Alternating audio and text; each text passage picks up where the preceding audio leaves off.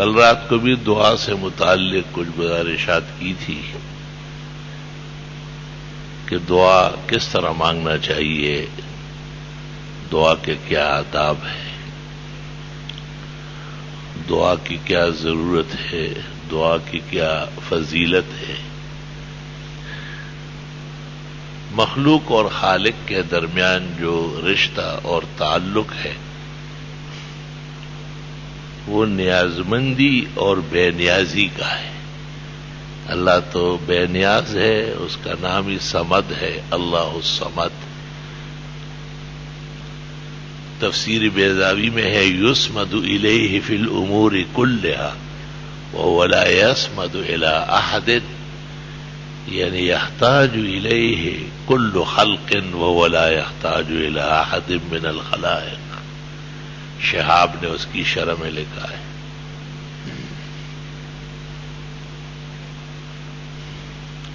جناب رسول اللہ صلی اللہ علیہ وسلم کی احادیث مبارکہ سے بھی پتہ چلتا ہے کہ دعا اللہ سے مانگنا توجہ سے، عاجزی سے، بہت بڑی بندگی ہے اور بہت بڑی عبادت ہے۔ آپ نے کہا ہے الدعاء مخ العبادہ،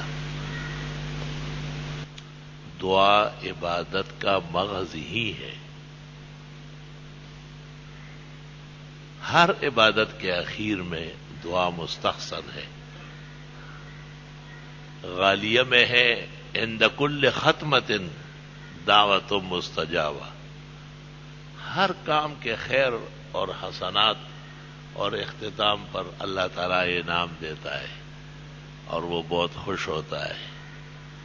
اس لیے نمازوں کے بعد بھی دعا ہے، نماز کے اخیر میں بھی دعا ہے،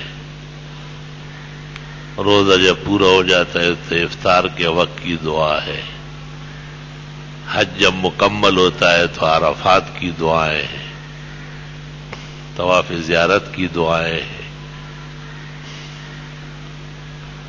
دعا بہت بڑی عبادت ہے اور دعا کے ذریعے ہی بندہ اپنا احتیاج اور ضرورت، عاجزی اور بندگی اپنے معبود اور رب العزت کے سامنے پیش کرتا ہے کہ جو طلب میں نے کیا آپ نے عنایت سے دیا اور تیرے قربان و میرے ناز اٹھانے والے۔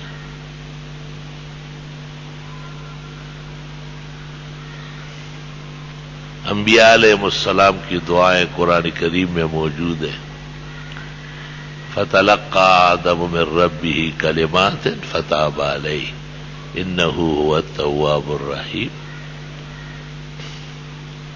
آدم علیہ السلام سے جب بشری لغزش سرزد ہوئی اور شجر ممنوعہ کا ارتکاب کیا تو ان سے جنت چھین لی گئی اور جنتی لباس بھی اتار دیا گیا اور انہیں جنت سے باہر نکالا اور ان پر ناراضگی ظاہر فرمائی۔ أَلَمْ أَقُلْ لَكُمَا وَأَنْهَكُمَا عَنْ تِلْكُمَا الشَّجَرَةِ وَأَقُلْ لَكُمَا إِنَّ الشَّيْطَانَ لَكُمَا عَدُوٌّ مُبِينٌ، میں نے تم دونوں سے کہا نہیں تھا اور منع نہیں کیا تھا کہ درخت کے قریب نہ جانا، اور شیطان تو تمہارا بالکل دشمن ہے، وہ تو یہی چاہتا ہے کہ اللہ تعالیٰ کو ناراض کرو اور اس کے احکام کا عدول اور نافرمانی تم سے ہو جائے۔ چونکہ اول انسان بھی ہے آدم علیہ السلام اور اول پیغمبر بھی ہے، اس لیے آزمائش بہت زیادہ شدید آئی اور احتیاط کے مواطن بہت کم تھے۔ اس میں مفسرین کے اقوال مختلف ہے۔ مشہور قول یہ ہے کہ حضرت 40 سال تک واویلا کرتے رہے اور روتے رہے اور کوئی جواب نہیں مل رہا تھا۔ 40 سال بعد کہتے ہیں کہ جب حضرت آدم علیہ السلام کو پیدا کیا گیا تھا اور ان کو مسجود ملائک بنایا اور فرشتوں سے کہا کہ اس کا سجدہ کرو اور اس کو داخل جنت کیا جا رہا تھا تو اس وقت ان کو فرش سے عرش تک نظارے دکھائے گئے۔ اصل میں جنت پہنچنے کے بعد تمام مناظر کھل جاتے ہیں، جنت کے اندر پھر کوئی چیز مخفی نہیں ہے۔ قیل رآ علی ساق العرش محمد الرسول اللہ، عرش کے ایک سائڈ پر کلمہ مقدس نبی آخر الزمان کا لکھا تھا۔